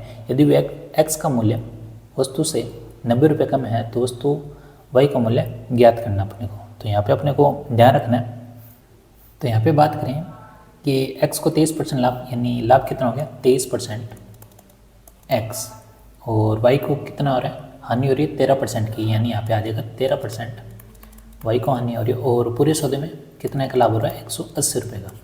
तो ये इक्वेशन है। उसके बाद करें, यदि x का मूल्य वस्तु y, यहाँ पे y है, y से 90 रुपये कम है, यानी y से कम है कितना 90 रुपये, ये इक्वेशन है। तो यहाँ पे अपने को y का मूल्य ज्ञात करना है, y का मूल्य ज्ञात करना है, इसका मतलब x अपने को क्या करना है यहाँ पे हटाना है। तो अपने क्या करें 23 से गुना कर देते हैं इस वाली इक्वेशन को, तो 23% y माइनस 23% x, और 90 का भी यहाँ पे क्या निकालो आप 23%। तो x से ये कट गया प्लस माइनस, तो ये आपके पास कितना आ जाएगा, तो 23 में से 13 गई कितना 10%, तो ये 10% आ जाएगा। तो ये 90 का 23% कितना हो गया 207, यानी आ जाएगा 20.7, और 180 है, 180 और 20 कितना हो गया, यह आ जाएगा आपके पास 2007। ठीक है, 100% निकालना है तो 10 से आपको गुना करना है, तो यहाँ पे आ जाएगा 2007। तो आंसर कौन सा होगा, ऑप्शन ए। अगला क्वेश्चन है, दो संख्याओं का योग 5635 है। यदि बड़ी संख्या में 7% की कमी और छोटी संख्या में 24% की वृद्धि हुई तो प्राप्त संख्या बराबर है। बड़ी संख्या आपको बतानी है। तो यहाँ पे अपने को ये बताया कि जो बड़ी संख्या उसमें 60% की कमी, यानी वो संख्या कितनी होगी 93%। ठीक है, ये मान लेते हैं। दूसरी संख्या b मान लेते हैं, उसमें कितना परसेंट इजाफा होगा 24% का, यानी 124%, 124% b, और प्राप्त जो संख्या है वो क्या हो जाती है बराबर, यानी ये दोनों क्या हो जाती है बराबर। तो यहाँ से a बटा b क्या आ जाएगा आपके पास, परसेंटेज से परसेंटेज कैंसिल, 124/93, तो 3 से यहाँ पे 31 से कट जाएगा ये 3 और ये 4, तो एक 4 है और b यहाँ पे क्या 3। तो यहाँ पे बताना आपको बड़ी संख्या क्या होगी। तो देखो ये तो दोनों का योग है, तो यहाँ पे दोनों का योग कर दो, कितना गया 7, तो 7 जो वैल्यू है वो किसकी है 5635 की। तो यहाँ पे एक की वैल्यू कितनी आएगी 5635/7। अपने को निकालना बड़ी संख्या, बड़ी संख्या कितनी 4, तो 4 से क्या कर दो यहाँ पे गुना कर दो, तो यहाँ पे आ जाएगा आपके पास 7 8 56 और 7 5 35, तो ये आ जाएगा 5 का 20 और 8 चौक 32, 3220, ऑप्शन ए। अगला क्वेश्चन है, सुधा का व्यय उसकी बचत में 175% अधिक है। यदि उसके व्यय में 12% की कमी हो जाती है और बचत में 40.5% की वृद्धि हो जाती है तो उसकी आय में कितने प्रतिशत की वृद्धि होगी। तो यहाँ पे अपने को ध्यान रखना है, तो बचत यहाँ पे इसका फ्रैक्शन निकाल लेते हैं 175%, यानी बटा 100। ठीक है, तो यहाँ से अपने काटे तो ये आ जाएगा कितना 25 7 175 और 25 चौके 100। ये कह रहा है कि जो सुधा का जो व्यय है उसकी बचत में 175% अधिक है। इसका मतलब ये कह रहा है कि जो व्यय है उसमें कितना अधिक हो रहा है, ये 4, बचत कितना अधिक हो रहा है 4। इसका मतलब ये है कि व्यय कितना होगा यहाँ पे 7 और 4 कितना होगा 11। ठीक है, और जो बचत है वो कितना है यहाँ पे 4। तो ये यहाँ पे लैंग्वेज दी है, लैंग्वेज थोड़ी सी अलग दी है कि सुधा का जो व्यय है उसकी बचत में 175% अधिक है, यानी कितना अधिक है 4 अधिक है। ठीक है, उसके बाद अपने को ध्यान रखना है कि जो आपके पास व्यय है उसमें 12% की क्या होगी कमी, व्यय में 12% की क्या होगी कमी, और बचत में वृद्धि होगी 40.5 की वृद्धि होगी। ठीक है, तो यहाँ से ये क्या हो रहा है कमी हो रही है तो माइनस लगाओ, और यहाँ पे क्या लगाना आपको प्लस। तो 11 को 12 से गुना करो 132%, और ये कितना आ जाएगा आपके पास, ये आ जाएगा 4 चौक 16 और 4 5 20 यानी 162%। ठीक है, टोटल अपने पास जो इनकम है 15। तो यहाँ से इनकम में आपके पास वृद्धि हुई है कि लॉस हुई है, तो यहाँ पे इन दोनों में प्लस माइनस करोगे तो कितना आ जाएगा, ये 30% का यहाँ पे प्रॉफिट हो रहा है। तो यहाँ पे आपके पास जो इनकम बनी है वो कितनी बनी है, 15। 11 और 4 कितने हो गए, 15। तो यहाँ पे 15 से डिवाइड करोगा, इसका मतलब कितने का प्रॉफिट हो रहा है आपके पास, 2% का। ठीक है, तो यहाँ पे प्रॉफिट ना बोल के अपने क्या बोलेंगे, आय में वृद्धि कितनी हो रही है, 2% की। ठीक है, तो यहाँ पे आंसर कौन सा होगा, ऑप्शन सी। अगला क्वेश्चन है, जब 10 लड़के कक्षा छोड़ते हैं तो लड़कों और लड़कियों का जो अनुपात है 1:2 होता है। उसके बाद 15 लड़कियां कक्षा छोड़ देती है, तब जो अनुपात है वो 3:1 हो जाता है। तो कक्षा की कुल क्षमता कितनी है। तो यहाँ पे अपने पास जो अनुपात है वो है 1:2। ये कब है, जब आपके पास 10 लड़के छोड़ जाते हैं। ठीक है, उसके बाद कहता है कि 15 लड़कियाँ कक्षा छोड़ देती है। तो यहाँ पे आपके पास ये लड़कियाँ कक्षा छोड़ देती है तो अनुपात कितना होता है, 3:1। ठीक है, अब एक चीज़ ध्यान दो, यहाँ पे लड़कियाँ कक्षा छोड़ी है तो लड़के तो वही रहेंगे। तो यहाँ पे आपके पास 3 अगर लड़के हैं तो इनको 3 बना सकते हैं अपने, तो इसको 3 से गुना कर देते हैं। यहाँ पे 3, तो 3 दूनी 6। अब नीचे अनुपात आ जाएगा 3:1। अब सही कि लड़के तो वही रहेंगे, लड़कियाँ ही तो यहाँ पे चेंज हो रही है। यानी पहले जो लड़कियाँ 6 थी अब कितनी होगी, 1। यानी यहाँ पे चेंज कितने का है, 5। लेकिन क्वेश्चन के हिसाब से कितना चेंज है, 15।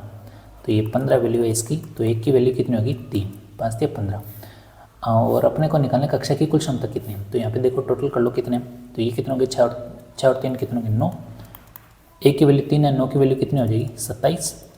ये तो 27 आ गई यहाँ तक, उससे पहले भी तो 10 छोड़ के गए तो उनको भी ऐड कर दो, 10 प्लस कर दो, कितना हो जाएगी, 37। तो आंसर कौन सा होगा, ऑप्शन डी। अगला क्वेश्चन है, कुछ chocolate A B C D के बीच इस प्रकार वितरित की जाती है कि ए द्वारा प्राप्त चॉकलेटों की जो संख्या है 3 द्वारा प्राप्त चॉकलेटों की संख्या का 3/5 है। इसका मतलब ये कह रहा है कि जो ए बटा यहाँ पे 3 अलग अलग यानी बी सी और डी, इनका जो अनुपात है वो कितना हो जाएगा, 3/5। ठीक है, कहता है बी द्वारा जो चॉकलेटों की संख्या है सी से उतनी ही अधिक है जितनी डी से कम है। ये कह रहा है कि बी द्वारा जो चॉकलेट प्राप्त है सी से उतनी ही अधिक है जितनी डी से कम। इसका मतलब ये कह रहा है, जैसे मैं मान लो एक संख्या लिखता हूँ 3 4 5। अब मैं यहाँ पे एक लैंग्वेज बोलता हूँ, ये 3 से उतनी अधिक है जितनी 5 से कम। इसका मतलब इनमें जो अंतर है वो क्या आ रहा है, समान। ठीक है, यही है, समान आ रहा है। और ये जो 4 है ये किसको शो कर रहा है, ये शो कर रहा है माध्य को। ठीक है, यानी औसत को, यानी इन सबका औसत करोगे तो 4 ही आएगा। तो यहाँ पे जो पी है ये किसको शो कर रहा है, औसत को। और इसका कितना मान दिया हुआ है, बी का मान कितना दिया हुआ है यहाँ पे, 15 चॉकलेट। तो औसत है तो तीनों का योग कितना होगा, तो 3 से गुना कर दो, 15 दिए 45। ठीक है, तो इसका मतलब इनका जो योग है कितना है, 45। ठीक है, इनका योग 45 से गुना कितने से हो रहा है ये, तो आप कहोगे 15 से, कितने से, सॉरी 9 से, 9 5 45। तो इसको भी 9 से गुना कर दो तो 9 3 27। तो ए का यहाँ पे मान कितना आ गया, 27। और इन तीनों का योग 45 आई। टोटल बताना अपने को, तो इनको जोड़ दो तो यहाँ पे कितना आ जाएगा, ये आ जाएगा आपके पास 2 और ये आ जाएगा 7, यानी कितना, 72। अगला क्वेश्चन है, एक बॉक्स में 20 पैसे, 50 पैसे और 1 रुपये के सिक्के हैं 5 6 और 8। 5 6 और 8। यदि बॉक्स में 24 रुपये हैं तो कुल 50 के पैसों के सिक्कों की संख्या अपने को ज्ञात करनी है। देखो यहाँ पे पैसे हैं 20 पैसे, 50 पैसे और 1 रुपये। तो सिक्के हैं आपके पास ही 20 पैसे, सिक्के 5, तो रुपये कितने हो गए, 20 5 100 यानी 1 रुपये हुआ। 50 पैसे सिक्के हैं 6, तो 6 5 30 यानी 3 रुपये। 1 रुपये और 8 सिक्के हैं तो टोटल रुपये कितने हो गए, 8 रुपये। तो टोटल रुपये करो तो 3 8 और 3 11 और 11 और 1 12। तो टोटल रुपये 12, लेकिन क्वेश्चन के हिसाब से कितने हैं, टोटल 24। तो यहाँ से 1 की वैल्यू कितनी आ जाएगी, 2। तो 12 दूना 24। तो 50 पैसे के सिक्कों की संख्या, 50 पैसे के सिक्के कितने हैं, 6। तो 6 की वैल्यू कितनी होगी, 6 × 2 यानी कितनी, 12। तो आंसर कौन सा होगा, ऑप्शन सी। अगला क्वेश्चन है, एक व्यक्ति को मोबाइल के 10 अंकों के नंबरों में से 8 नंबर याद है, वह सही नंबर डायल करे, इसकी क्या संभावना है। यानी प्रायिकता से संबंधित क्वेश्चन है। तो देखो 8 नंबर तो वो डायल कर लेगा, लेकिन 2 जो नंबर है वो कैसे डायल करेगा, या तो पहले 0 0 लिखेगा फिर 0 1 लिखेगा। इसी तरह वो करते करते कहाँ तक पहुँच जाएगा, 99 तक, और उसमें से एक ही नंबर सही होगा, यही तो है। तो 0 0 से लेकर 99 तक टोटल कितने नंबर है, 100। यानी 100 में से संभावना कितनी बनेगी, 1। तो आंसर जो होगा कितना होगा, 1/100। अगला क्वेश्चन है, पाई चार्ट से संबंधित है। यहाँ पे लिखा है पाई चार्ट में 6 विभागों में पुरुषों की संख्या को दर्शाता है। किसी विशिष्ट विभाग में पुरुषों की संख्या को सभी 6 विभागों में पुरुषों की कुल संख्या के संदर्भ में अंश के रूप में दर्शाया गया।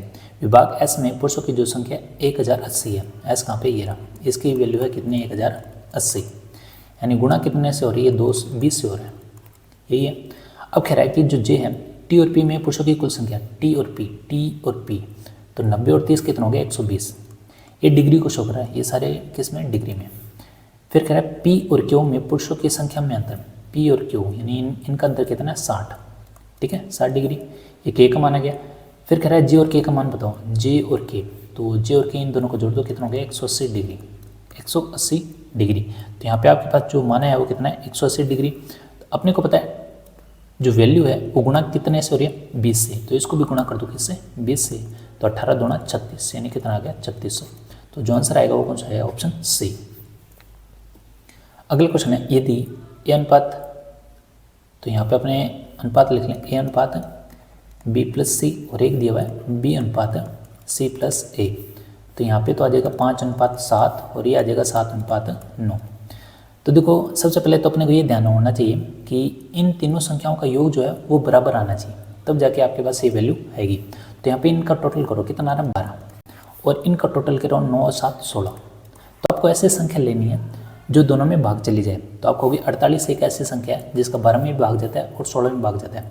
इनका टोटल बराबर करना है तो आपको 48 बनाना पड़ेगा। तो 12 को 48 में बनाने के लिए आप किससे गुना करोगे, तो 12 चौके 48, तो 4 से गुना कर दो, इसको भी 4 दो, इसको भी 4 से, तो 5 चौके 20 और 7 चौक 28 और 16 को 48 से बनाने के लिए 16 × 48, तो इसको भी 3 से, तो इसको भी 3 से, तो 7 × 21 और 9 × 27। तो यहाँ से देखो ए का मान 20, बी का मान कितना 21, तो सी निकाल सकते हो, बिल्कुल निकाल सकते हो।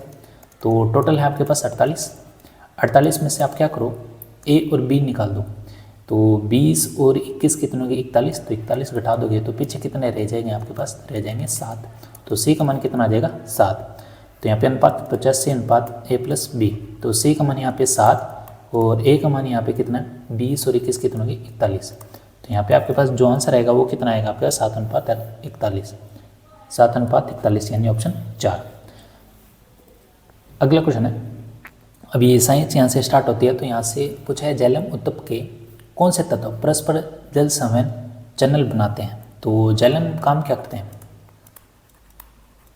जैलम का काम ही क्या होता है, जल और खनिज लवणों का क्या करता है वो परिवहन करता है, जल व खनिज लवणों का क्या करता है परिवहन। अगर इसमें पूछे अपने पास कोशिका कितने हैं, तो कोशिका 4 कोशिका कौन कौन सी, एक तो होते हैं वाहिका, एक होती है वाहिनिका, एक होती है जैलम तंतु और एक होता है जैलम पेरेनकाइमा। तो ये 4 कोशिका होती है किसमें, जैलम में। तो यहाँ पे जो स्टार्टिंग की जो 3 कोशिका ये तो होती है मृत अवस्था में और ये होती है जीवित अवस्था में। तो ये जो 2 हैं ये करते हैं किसका, जल संवहन का काम, वाहिका और वाहिनिका। तो ऑप्शन क्या आ जाएगा यहाँ पे डी। अगला है शहद में 3 शर्कराएँ कौन सी होती है, तो वो अपने को बतानी है। तो शहद में जो अपने कॉमन जो पड़ते हैं, एक तो फ्रुक्टोज और एक अपने ध्यान रखता है कौन सा, ग्लूकोज। यही अपने ध्यान रखना है, शहद में ही होती है। इसको क्या बोलते हैं, फल शर्करा बोलते हैं और इसको क्या बोलते हैं, अंगूर शर्करा। इसको क्या बोलते हैं, अंगूर शर्करा। और इनसे मिलके क्या बनता है, इनसे मिलके बनता है सुक्रोज।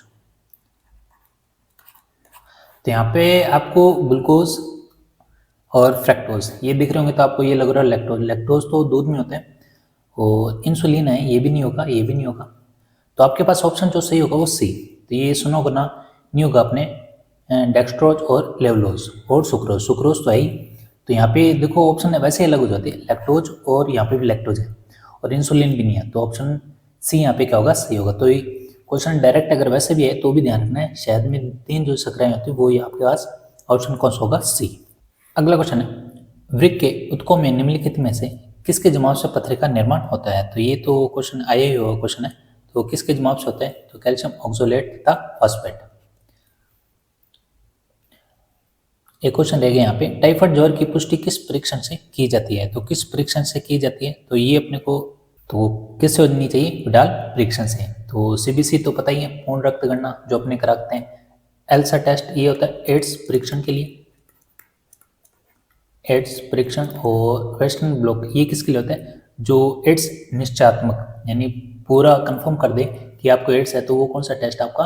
वेस्टर्न ब्लॉट, इसको बोलते हैं एड्स निश्चयात्मक परीक्षण। और टाइफाइड का जो रोग कारक है वो भी ध्यान रखना अपने को। तो रोग कारक क्या है यहाँ पे? साल्मोनेली टाइफी, ठीक है। और टीका कौन सा लगता है इसमें? टीएबी। तो ये तो हो ही गया।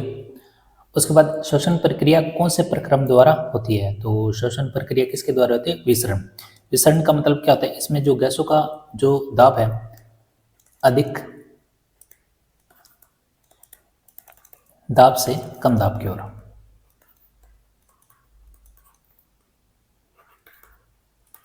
ठीक है, तो यहाँ पे आंसर कौन सा होगा? विसरण। प्राशन क्या होता है? प्राशन का आप एग्जाम्पल ध्यान रखो, जैसे किशमिश है, किशमिश को पानी में रख दो, सुबह तक क्या हो जाती है? फूल जाती है। इसका मतलब वो क्या होता है? सांद्रता को संतुलित करता है, उसको क्या बोलते हैं? प्राशन। रसारोहण क्या होता है? तो ध्यान रखना, जल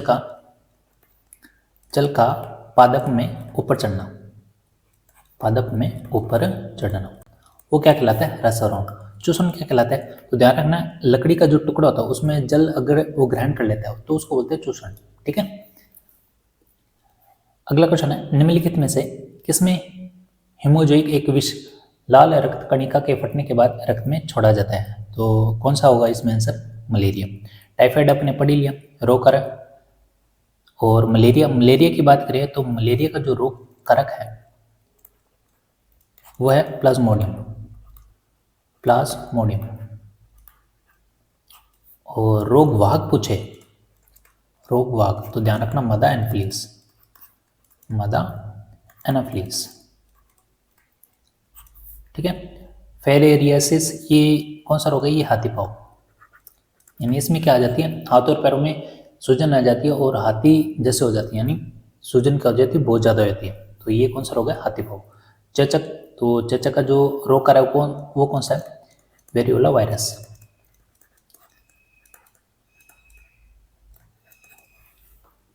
अगला क्वेश्चन है, यदि किसी मनुष्य के पित्ताशय को निकाल दिया जाए तब क्या कंडीशन हो सकती है? तो ध्यान रखना, अपने को पता है पित्त रस का जो संग्रहण है वो कहाँ होता है? तो आप कहोगे पित्ताशय में होता है, पित्ताशय में होता है। और ये सारा कार्य किसके अकॉर्डिंग होता है? यकृत के। ठीक है, तो यहाँ पे पहला क्वेश्चन है कि भोजन पर अग्नाशय रस का प्रभाव क्षीण हो जाता है। बिल्कुल, अग्नाशय रस ये भी किससे संबंधित है? यकृत से। तो यहाँ पे ऑप्शन क्या हो जाएगा? ए से ही होगा।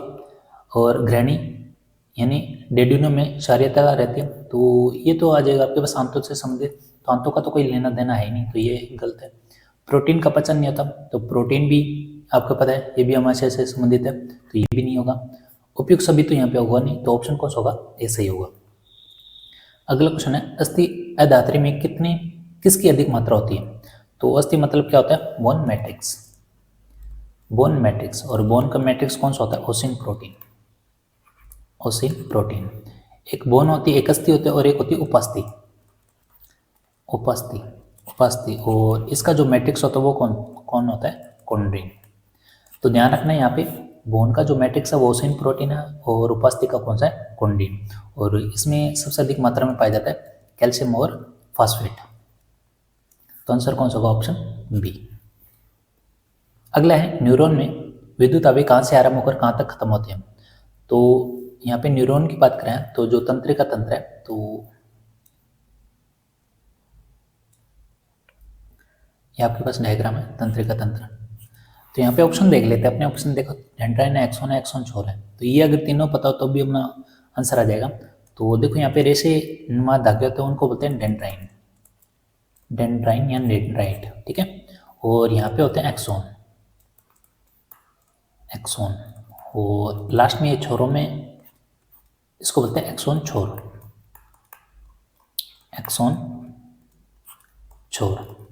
तो ध्यान रखना, सूचनाओं को जो एकत्रित करता है वो कौन करता है? डेंड्राइन। तो फिर आगे जाता है कहाँ से, एक्सोन, एक्सोन से आगे जाता है एक्सोन छोर, तो वो यहाँ से देख लेते हैं। सबसे पहले डंडेन, फिर ये जाएगा एक्सोन, ठीक है, फिर जाएगा एक्सोन छोर, लास्ट में कोशिकाएं। यहाँ पे ये गलत है, देखो जो आपके पास आवेग आएगा यहाँ पे आएगा केंद्र के पास, तो केंद्र के यानी कोशिकाएं, उसके बाद एक्सोन और एक्सोन छोर, यानी ऑप्शन कौन सा होगा, सी। तो कई बार क्या होगा, आपको कोशिकाएं यहाँ पे समझ नहीं है, लेकिन ये ध्यान रखना जो सूचनाओं का जो आदान प्रदान है वो सबसे जाके एकत्रित होगा, वो कहाँ होगा, केंद्र में, ठीक है।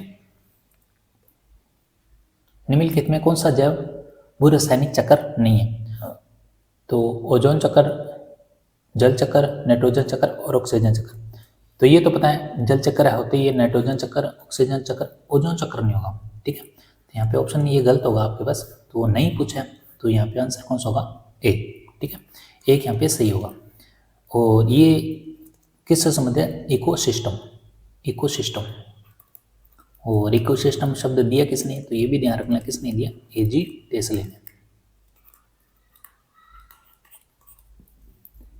अगला क्वेश्चन है, निम्न में से कितने कार्बन चक्र के दौरान कार्बन डाइऑक्साइड का उत्पादन कर सकते हैं, तो यहाँ पे CO2, वो पावर में नहीं आएगा, CO2।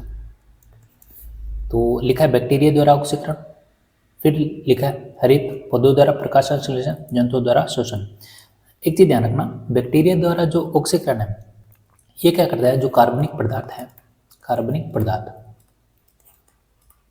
कार्बनिक पदार्थ, इनका क्या कर देता है, ये अपघटन और ऑक्सीकरण, अपघटन और क्या कर देता है, ऑक्सीकरण, ऑक्सीकरण, जिससे क्या होता है CO2 क्या निकल जाती है बाहर, ठीक है।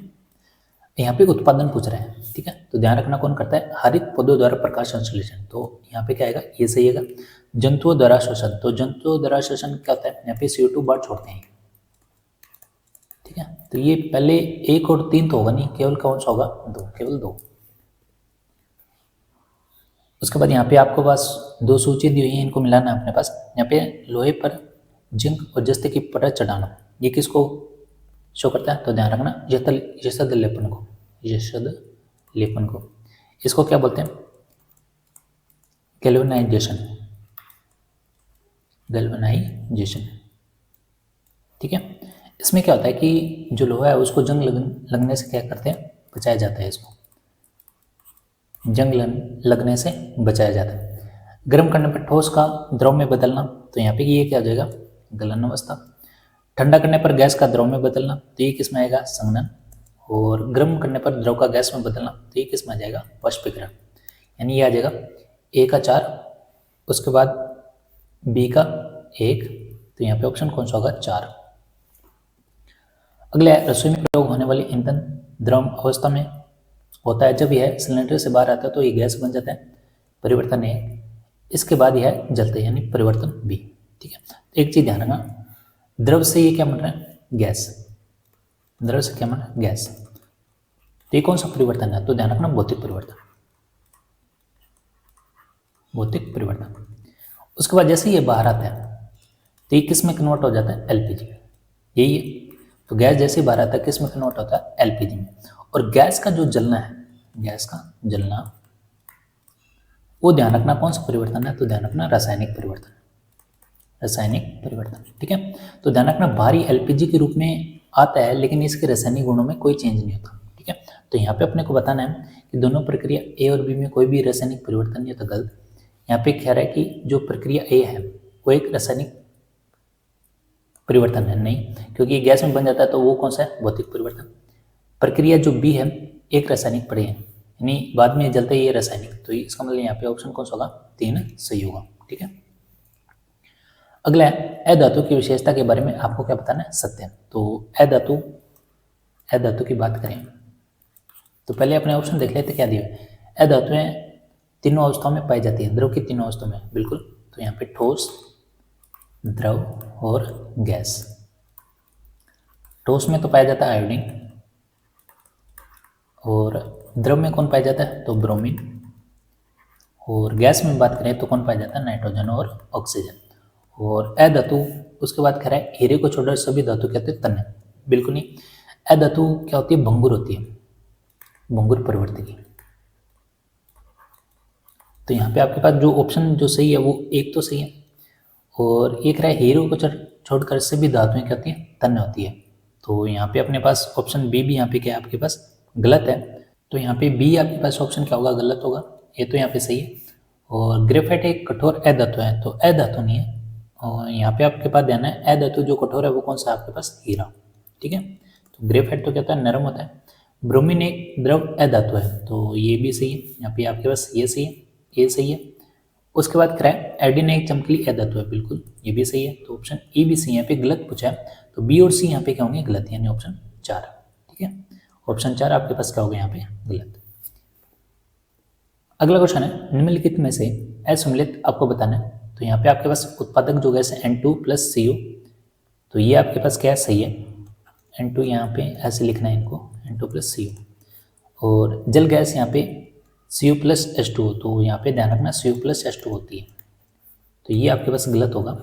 सोडा लैम्प ये सही है। ये क्या करता है, ये क्या करता है, गैसों को अवशोषण करता है, गैसों को अवशोषण।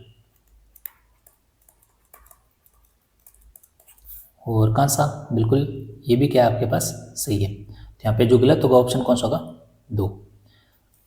अगला क्वेश्चन है, इलेक्ट्रॉन, प्रोटॉन व न्यूट्रॉन का आवेश। यहाँ पे आवेश पूछा ना कि द्रव्यमान पूछा है। तो एक ध्यान रख लो, न्यूट्रॉन का जो आवेश है वो कितना होता है, 0 होता है। कितना, 0। तो लास्ट पूछे यहाँ पे ये 0 है, ये 0 है। तो उसके बाद चेक लो प्रोटीन का। तो प्रोटीन का जो आवेश होता है यहाँ पे कितना होता है, 1.6 × 10⁻⁻19, वो भी पॉजिटिव। तो ये रहा। ठीक है, तो अब यह ऑप्शन क्या होगा, सही। अगला है, यहाँ पे 2 सूची दी है और धातु को मिलान करने हैं यहाँ पे गुणों के आधार पर। तो यहाँ पे पहला दिया है, कमरे के ताप पर जो तरल अवस्था में, तो वो कौन सा होता है, तो ध्यान रखना पारा। जिसे चाकू से आसानी से काटा जा सके वो कौन सा होता है, सोडियम। ऊष्मा का उत्कृष्ट चालक तो कौन होता है, चांदी। और ऊष्मा का कुचालक सीसा। तो ये तो डायरेक्ट क्वेश्चन है, तो ऐसा क्वेश्चन अपने को गलत नहीं करना है। तो यहाँ पे आपके पास आ जाएगा ए का 2 और बी का कितना, 1। तो ये आ जाएगा 2 और 1, 2 और 1 यहाँ पे भी। सी का क्या है यहाँ पे, 4, सी का 4 यहाँ पे 3, यानी ऑप्शन 4। एक भूरे रंग का चमकदार तत्व X को वायु की उपस्थिति में गर्म करने पर वह काले रंग का हो जाता है। इस तत्व X और उसमें काले रंग के यौगिक का नाम बताना अपने को। तो ध्यान रखना, तो जो कॉपर है इसको ऑक्सीजन की उपस्थिति में अगर क्रिया करें तो ये क्या हो जाता है, काले रंग का हो जाता है। ठीक है, कॉपर ऑक्साइड। तो यहाँ पे आ जाएगा आपके पास ऑप्शन 2। निम्नलिखित तत्वों के कौन से समूह में उनके सबसे बाह्यतम कक्ष में क्रमशः 4, 5, 6 इलेक्ट्रॉन होते हैं। तो ये भी डायरेक्ट क्वेश्चन है, क्योंकि अपने को पता है जो समूह है, जो ग्रुप 14 है वो कौन सा है, कार्बन परिवार। ठीक है, और इनके बाह्यतम कोश में 4 इलेक्ट्रॉन यहाँ पे क्या पाए जाते हैं, किस में पाए जाते हैं, कौन से तत्व में, तो ध्यान रखना सिलिकॉन। और जो ग्रुप आपके पास 15 है, समूह 15, कौन सा परिवार है, नाइट्रोजन। इसमें कौन सा तत्व, नाइट्रोजन। और एक आ जाता कौन सा, 16, जिसको बोलते हैं चाल्कोजन परिवार। और इसमें आ जाएगा आपके पास, तो यहाँ पे आपके पास ये तत्व है जो आपको ऑप्शन में दिख रहे हैं, वो देख लेते हैं यहाँ पे, silicon, nitrogen, oxygen, silicon, nitrogen और सल्फर। ठीक है, तो आपका ऑप्शन कौन सा होगा, डी। फिर कह रहा है कि 4.4 ग्राम CO2 के क्रमशः मोल, आयतन और अणुओं की संख्या अपने को बताना है। तो यहाँ पे ध्यान रखना है CO2 क्या है, गैस है। तो CO2 का अगर अपने मोलर द्रव्यमान निकालें, मोलर द्रव्यमान, तो मोलर द्रव्यमान यहाँ पे कितना आएगा, 12 × ऑक्सीजन 16 पे 2 है यहाँ पे, तो यहाँ पे आ जाएगा 2 × 16, 16 दूनी 32, 32 और 12 कितना हो गया, 44, यानी 44 ग्राम। तो यहाँ पे अपने को बताना है सबसे पहले मोल। तो मोल बराबर क्या होता है, ग्रामों में भार बटे अणु भार। तो ग्रामों में भार है 4.4 और अणु भार कितना है, 44। तो यहाँ से कितना आ जाएगा, 0, 1/10 यानी कितना हो गया, 0.1। ठीक है, तो 0.1 कहाँ आ रहा है, 0.1। देखो यहाँ पे चारों ऑप्शन में आपके पास एक ही है, तो ऑप्शन डी होगा। फिर भी अपने आयतन निकाल लेते हैं। तो ध्यान रखना, 1 मोल गैस का जो आयतन है, गैस का जो आयतन है वो कितना होता है, तो ये भी फिक्स है, कितना, 22.4 लीटर। ठीक है, तो 0.1 है अपने पास मोल, तो यहाँ से निकाल लेते हैं 22.4 × 0.1। तो यहाँ से गुना करेंगे तो नीचे 2 जीरो आ जाएंगे, तो 2 अंक छोड़ देना, तो कितना आएगा, 2.24। तो ये रहा 2.24। ठीक है, उसके बाद लास्ट में पूछ रहा है आवोगाद्रो संख्या अपने को निकालनी है। क्यों? क्योंकि अणु की संख्या यहाँ पे अपने से पूछे हैं, तो उसका फॉर्मूला क्या होता है? अवोगाद्रो संख्या इनटू मोल। तो यहाँ पे Na किसको शो करता है? अवोगाद्रो, तो सीधे लिखो Na, और मोल यहाँ पे कितना है? 0.1। तो ये गुणा करोगे तो आपके पास यही आएगा। तो ऑप्शन डी यहाँ पे क्या है? सही है। अगला है नियत परिणाम वेग के वृत्ताकार पथ पर गतिमान एथलीट की गति का उदाहरण। तो ध्यान रखना, जैसे वृत्ताकार पथ है तो यहाँ पे क्या होता है कि जो गति का जो परिमाण है, वो हमेशा क्या रहता है? स्थिर रहता है। लेकिन अपने गति की दिशा की बात करें तो वो हमेशा क्या होती है? बदलती रहती है। ठीक है, जैसे इस पे चक्कर काटेगा तो यहाँ पे जो गति होगी वो इसके अनुदिश होगी, ये इसके अनुदिश, और यहाँ पे अनुदिश। तो ये किसको शो करती है? त्वरण को। ठीक है, तो ये जो गति होगी कैसे होगी? त्वरित। अगला क्वेश्चन है, जब कोई व्यक्ति एक स्केटबोर्ड पर खड़े होकर कूदता है तो स्केटबोर्ड पीछे की ओर गति करता है, तो इस घटना को किस नियम के द्वारा समझाया जा सकता है? तो ये तो क्रिया प्रतिक्रिया का नियम होगा, यानी न्यूटन का कौन सा लॉ है? Third law. पहला नियम किसको शो करता है? जड़त्व का। दूसरा किसको शो करता है? बल का सूत्र। ठीक है, जिसको अपने बोलते हैं संवेग में परिवर्तन की दर। अगला क्वेश्चन है, किसी ग्रह के क्षेत्रीय वेग की स्थिरता के संबंध में दिया गया केपलर का द्वितीय नियम किसके संरक्षण का उदाहरण है? तो डेफिनेशन से ये डेफिनेशन क्या है इसकी? कोणीय संवेग संरक्षण नियम। कोणीय संवेग संरक्षण नियम। इसी का एक और नाम है जिसको बोलते हैं समान क्षेत्र सिद्धांत। समान क्षेत्र सिद्धांत क्यों? क्योंकि इसमें जो समान क्षेत्र है वो क्या होता है? बराबर। कैसे? जैसे मान लो ये सूरज है, ये पृथ्वी है, तो यहाँ पे मान लो किसी निश्चित टाइम पर क्या होगा? इनका जो अंतराल है, यानी ये अंतराल, और यहाँ पे पृथ्वी, यहाँ पे क्या स्पीड ज़्यादा होगी, यहाँ पे क्या होती है? कम होती है। तो यहाँ पे आपके पास जो इसका एरिया है और ये एरिया, यानी सेम टाइम पीरियड में जो इनका एरिया है वो क्या होगा? हमेशा समान, यानी डेल्टा ए बटा डेल्टा टी, ये हमेशा क्या होगा? नियत। ठीक है, तो यहाँ पे द्वितीय नियम पूछ रहा है तो किससे संबंधित है? कोणीय संवेग से। अगला क्वेश्चन, एक तरंग दैर्ध्य है 5 मीटर और इसकी समय अवधि है 2 सेकंड। तो यहाँ पे बताना है तरंग का वेग क्या होगा? तो ये फॉर्मूला बेस है तरंग का वेग, यानी क्या होगा? लैम्डा बटा टी। लैम्डा का मान यहाँ पे कितना है? 5, और टाइम कितना है यहाँ पे? 2। तो ये कितना आ जाएगा? 2.5 मीटर पर सेकेंड। अगला क्वेश्चन है, जब आप एक कमरे में बैठकर अंगीठी या हीटर के पास बैठते हैं तो आप महसूस करते हैं कि गर्मी शरीर तक पहुंच रही है। यह प्रक्रिया किस प्रकार की होती है?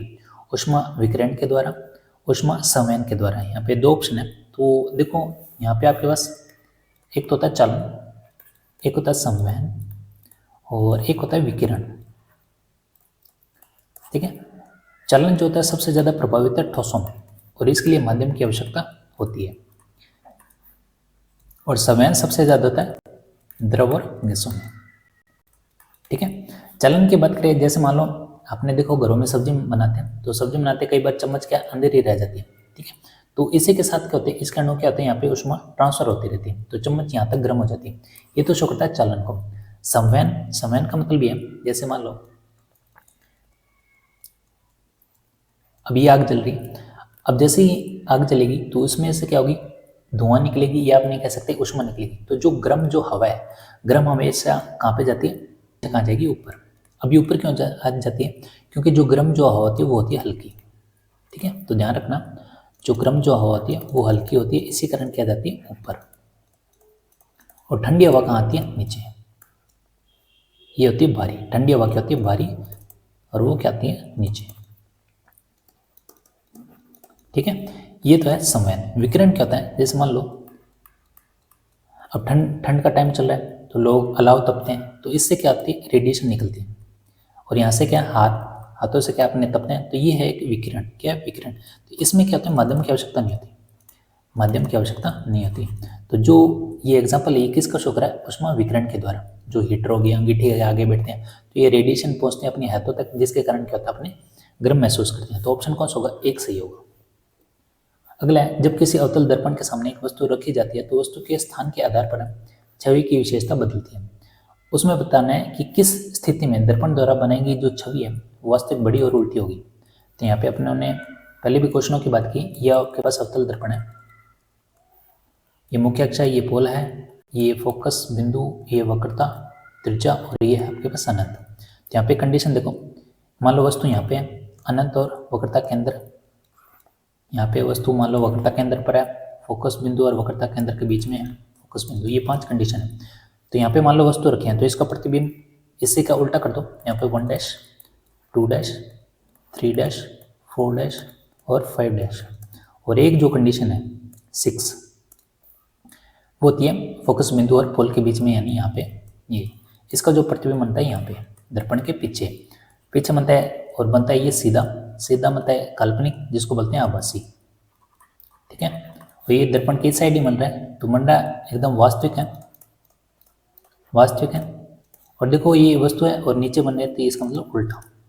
ठीक है, अब ये कह रहा है कि यहाँ पे आपके पास देखो एफ और सी के बीच स्थित हो, एफ और सी के बीच स्थित हो कौन सा चौथा, तो ये आपके पास इसका प्रतिबिंब बन रहा है अनंत और वक्रता केंद्र के बीच में, तो ये भी बिल्कुल सही है, बिल्कुल सही है। एफ और पी के बीच में, एफ और पी के बीच में ये तो गलत है, क्योंकि इसका प्रतिबिंब बन रहा है यहाँ पे वस्तु सी पर, वस्तु सी कहाँ है यानी वक्रता, यानी ये तो क्या है इसके बराबर हो जाता है, तो बराबर तो अपने को करना नहीं, ये भी ऑप्शन गलत है। सी से परे हो, सी से परे, तो सी से परे तो यहाँ पे ये वस्तु से छोटा बनेगा, तो आगे क्या बनता है हमेशा छोटा बनता है, तो ये भी होगा नहीं, तो ऑप्शन कौन सा होगा, एक सही होगा। तो यहाँ पे केवल एक कौन सा, सी। निम्नलिखित किस प्रक्रिया में विद्युत धारा के रासायनिक प्रवाह का उपयोग किया जाता है, तो यहाँ पे देखो दो ही प्रभाव है, एक तो जल अपघटन, जल अपघटन, और एक कौन सा है, धातु निष्कर्षण। धातु निष्कर्षण, जल अपघटन में क्या होता है, जल अणुओं को क्या होता है, विघटन होता है, जिससे क्या होता है हाइड्रोजन और ऑक्सीजन यहाँ से बनते हैं। धातु निष्कर्षण में क्या होता है, इसमें क्या होता है, आयनों को क्या किया जाता है, आयनों से क्या होता है, पृथक। ठीक है, तो ये दोनों ही आपके पास सी। अगला, यदि किसी गैस पर दाब बढ़ाया जाए और तापमान स्थिर रखा जाए तो घनत्व पर क्या प्रभाव पड़ेगा, तो जाहिर सी बात है कि दाब बढ़ाएंगे तो जो गैस के जोड़ों हैं वो क्या आ जाएंगे, पास पास आ जाएंगे, पास पास बिल्कुल पास पास आ जाएंगे, जिससे क्या हो जाएगा, घनत्व का जो मान है वो क्या हो जाएगा, बढ़ जाएगा। ठीक है, तो यहाँ पे घनत्व का मान क्या हो जाएगा, बढ़ जाएगा। इसको क्या बोलते हैं, बॉयल का नियम। जैसे अपने दूध देखो, दूध के ऊपर प्लेट रख देते हैं, तो आप देखा होगा कि उसमें उबाल आता है तो वो प्लेट को क्या करता है, ऊपर की ओर धकेलता है, क्यों, घनत्व का मान क्या हो जाता है, बढ़ जाता है। और ये भी अपने को पता है कि जो दाब होता है प्रोपोर्शनल होता है किसके, घनत्व के। ठीक है, अगला है, जब बुध ग्रह पृथ्वी और सूर्य के बीच से गुजरता है तो पृथ्वी उसे किस रूप में देखा जाता है, तो ध्यान रखना उसको देखा जाता है छोटे काले बिंदु के रूप में, छोटे काले बिंदु के रूप में। ठीक है, तो ये अपने को ध्यान रखना, जिसको बोलते हैं बुध पारगम्य। तो ऑप्शन में दिया हुआ बुध पारगमन कौन सा है, बी, बुध ग्रह के पारगमन के रूप में छोटे काले बिंदु के रूप में देखा जाता है। ठीक है, अगला क्वेश्चन है, 1000 ग्राम उबलते जल को भाप में बदलने तो कितने केल्विन ऊष्मा चाहिए, तो कितने केल्विन ऊष्मा चाहिए, तो ये डिपेंड, ये जो आपके पास डेफिनेशन ये है विशिष्ट ऊष्मा की, विशिष्ट ऊष्मा, जिसमें 1 ग्राम उबलते जल को अगर भाप में कन्वर्ट करें, भाप, तो कितना केल्विन चाहिए, 540 केल्विन। ठीक है, यहाँ पे 1 ग्राम है और यहाँ पे 1000 ग्राम, तो 1000 से आपको क्या करना, गुणा करना, तो ये आ जाएगा आपके पास 540 इंटू 1000, ये आ जाएगा आपके पास 5,40,000, 5,40,000। इसमें ऑप्शन में करेक्शन हो सकती है, यहाँ पे 0 और लगा लो, तो ऑप्शन सी। ठीक है, ये तो हो गया विशिष्ट ऊष्मा। और गुप्त ऊष्मा में क्या होता है, गुप्त ऊष्मा, इसमें क्या होता है कि 1 ग्राम आइस को वाटर में कन्वर्ट करना है, तो उसके लिए कितने केल्विन चाहिए, तो ध्यान रखना 80 केल्विन। ठीक है, तो जितना ग्राम पूछे उतने ग्राम से यहाँ पे गुणा कर देना, तो ये डायरेक्ट क्वेश्चन है जो आपको ध्यान रखना, कई बार ये भी पूछ लेते हैं। तो ये 540 केल्विन, ये 80 केल्विन। ठीक है, तो ये थे 60 क्वेश्चन मैथ और साइंस से जुड़े इंपॉर्टेंट क्वेश्चन थे। तो ये क्वेश्चन कैसे लगे आपको, तो कमेंट बॉक्स में ज़रूर बताएं। और एग्ज़ाम आपके अंतिम चरण स्थिति में, तो एग्ज़ाम से पहले आपको अग्रिम शुभकामनाएं, और स्वस्थ रहें, ठंड का भी ध्यान रखें, और जो प्रोटोकॉल है उनको भी फॉलो करें।